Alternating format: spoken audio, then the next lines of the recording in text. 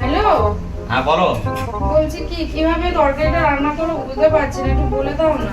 কিভাবে এমনি যেমন করে প্রথমে একটু তেল দাও, দিয়ে আর তারপর টুকটাক মশলা যা করেছো মশলাগুলো দাও, দেওয়া হয়ে গেলে এবারে যা যা সবজি কেটেছো দাও, দিয়ে আস্তে আস্তে নাড়া নাড়া হয়ে গেলে হ্যাঁ, তারপরে জলটা দেবে, ব্যাস হয়ে গেল। বুঝেছো?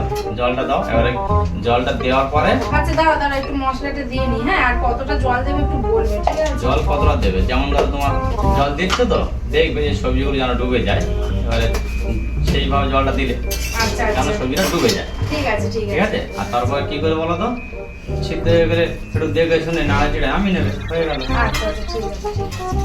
আচ্ছা আচ্ছা, রাখো। কি গো, রান্না হলো? এই তো দেখো তো হয়েছে কিনা বুঝতে পারছি না। বাবা, এত জল দিয়েছো? তুমিই তো বলে সবজি যতক্ষণ না ডোবে ততক্ষণ জল দাও। আরে বোকা, তাই বলে মধ্যে বেগুন ছিল আমি জানি নাকি? বাঙালদের বুদ্ধি তো হাঁটুতে দেখতে পাচ্ছি।